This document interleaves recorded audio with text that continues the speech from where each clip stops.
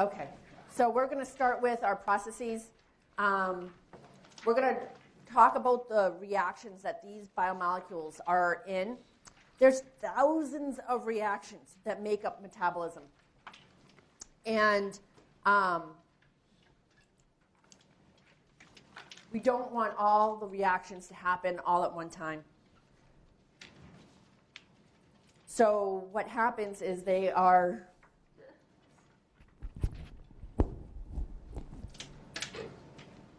catalyzed by enzymes. Is that better? They're catalyzed by enzymes that can be turned on or off. Luckily, we only have a few types of reactions. And so we're going to study those types. But the function of those reactions is metabolism. But metabolism is a huge word. And these are the things that metabolism encompasses. We're going to focus on number one. We're going to focus on getting energy for our biochemical processes. We're going to see how we take one molecule of glucose, monosaccharide, and get our energy molecule, ATP, from that. But we can also study, we're not going to have time, for the synthesis of biomolecules. We also have growth and development, and very importantly, removal of waste and toxic substances. So what we're going to do first is go on this is going to be parallel to our organic little sidetrack. So we studied the organic reactions. Now we're going to apply these to our biochemical reactions. So the first one we're going to study is our nucleophilic substitution. Remember this carbonyl. We see this carbonyl a lot in our biomolecules, and the oxygen is more electronegative. That means that it's going to hog those electron pairs in the bonds, and that's going to leave our carbon slightly positive. Remember that this is lowercase delta. Delta, negative, delta, positive is not a positive charge. It's just indicating that there's more electron density, there's more electrons in this area, and this is slightly positive. So when we say nucleophilic substitution, we have a nucleophile, which usually has lone pairs, seeking out an electrophile, which is electron deficient.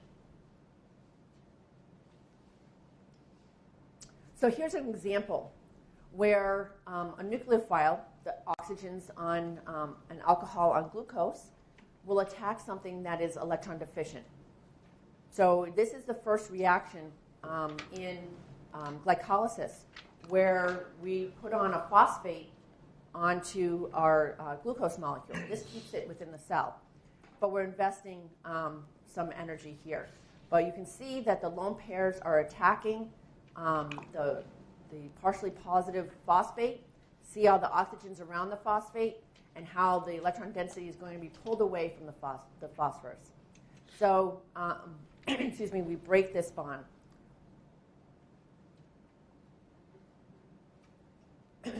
So the oxygen lone pairs is a nucleophile, and we're going to call this a group transfer reaction, but it's really nucleophilic substitution.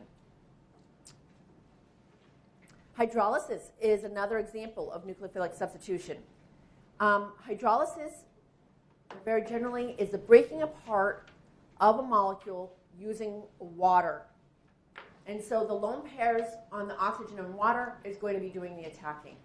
So we're hydrolyzing the phosphate, one of the three phosphate groups, off of ATP. And we're using water as a nucleophile. Again, the phosphorus is the electrophile.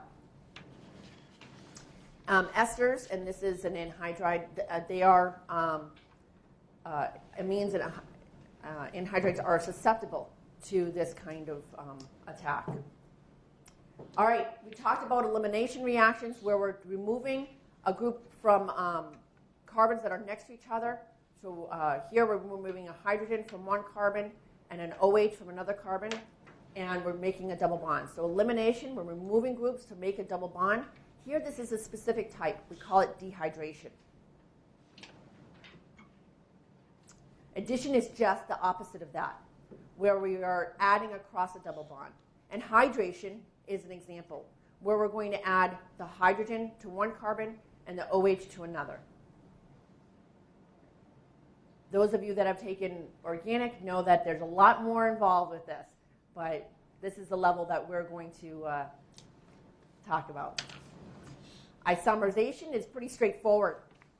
We're just moving atoms around. There's no net gain or no net loss. We're just moving things around. Now, when an enzyme, in this case phosphoglycerate mutase, is involved, we are usually seeing an intermediate step where something is taken away and then later something is added. So overall, it's just an isomerization reaction, but there's usually, when you use an enzyme to accomplish this, that there is an intermediate step where you're taking something away and then adding something later on. Redox, my favorite, obviously, if I'm asking questions. They are involved in the transfer of electrons. We already talked about that. Remember, Leo goes GERB. We already talked about that. We didn't talk about oxidizing agent and reducing agent. But one thing that's very important is that you recognize that you do not have an oxidation without a reduction. So if you lose electrons, something else has to gain them. And that something else that gains electrons is called the oxidizing agent because it's causing the other thing to be oxidized. So if you're being reduced, you're causing something else to be oxidized. So then you are the oxidizing agent. So if you're being reduced, then you're causing something else to be oxidized. So you are the oxidizing agent. If you're being oxidized, something else is reduced. So you are the reducing agent. Think secret agent. You're on the other side. So again, we're not going to need to worry about oxidation numbers for biochemistry, and we make it really easy. We already went over this. This is oxidation, where we're going to either lose hydrogen or gain oxygen, and reduction is where you gain hydrogen and or lose oxygen. Remember we said that if you're gaining both hydrogen and oxygen, it is not going to be a redox reaction.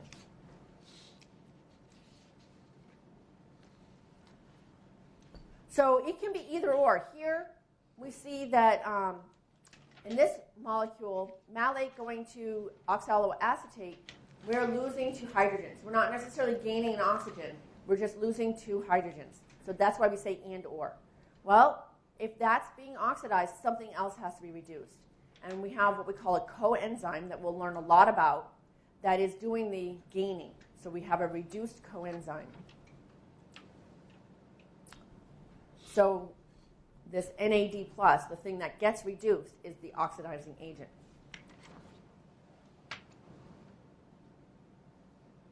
Reducing, again, is gaining 2 hydrogens and or losing oxygen. Here what we're doing is we are reducing pyruvate to lactate. You can see that we are going to gain 2 hydrogen. Yes? It has to be 2 hydrogen. No, just hydrogen. It can be 1, okay? But it can be 1 or 2. There's different things. So if you end up with more hydrogens, you're in a more reduced state. If you gain up with fewer hydrogens, you're in a more oxidized state. All right, so if we see that pyruvate is gaining the hydrogens, and look, NADH loses 1. So NADH is losing the red one, right, and that becomes oxidized. So here it's just losing 1, and we still call it oxidation. All right, so what's going on here? When you are, so I will, on the exam, give you a reaction and ask you what type of reaction this is. The first one that you should test for is redox.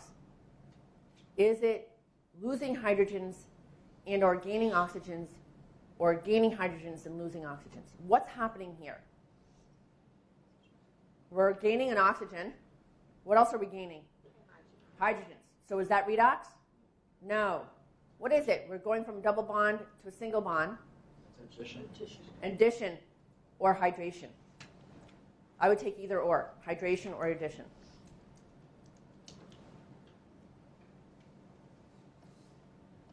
How about this one? This is sort of not a complete reaction. What's going on here? First, test for redox. What's different between these two molecules? You're losing this one and this one, right? So we're losing hydrogens. So what are we going to call that? Yeah, a redox. It's an oxidation. Don't worry about elimination. I would prefer oxidation. So in your notes, just cross out elimination. I apologize for that. I want you to know this as oxidation. All right, so those are our reactions. Does anybody have any questions about them? Yes? You were showing the glucose, the ATP for the nucleophilic substitution, like the electron pushing arrow.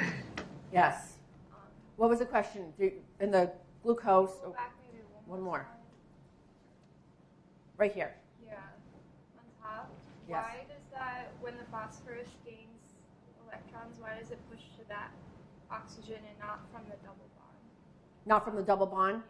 Okay, so the question is, why, when this these electrons now form a new bond with the phosphorus, why is it going to then break this bond rather than the single bond here? It has to do with the number of bonds that phosphorus likes to make. And it's not going to go from a double bond to a single bond. It's going to go and break this one because of resonance. Actually, resonance is probably the one that's going to dictate this more fully. So it's going to cleave the bond with the rest of the molecule. I am not going to ask you to predict products. Okay? Does that make you feel better? Yeah. Okay. I am not going to ask you to predict products. I am only going to ask you to know the reactions and know what type of reactions they are. Can you go for the oxidizing agent? This one? When you just said, like, just a broad term. Okay, so again, we're wondering why, when the glucose nucleophilically attacks the phosphorus, why are we breaking this bond and not the other bond? When we end up with the product is actually more stable than if we were to have this molecule on this entire thing. That the delta Gs of the products are lower than the delta Gs of the reactants. That is really the main point. That the stability of this is actually quite a strained molecule to have all these negatives together. So it releases energy to break this bond. So this is a lower energy, and then this phosphorus is resonance stabilized within this. This phosphate group is resonance stabilized within this. So it's a more stable group there. But we're going to talk about delta G actually next.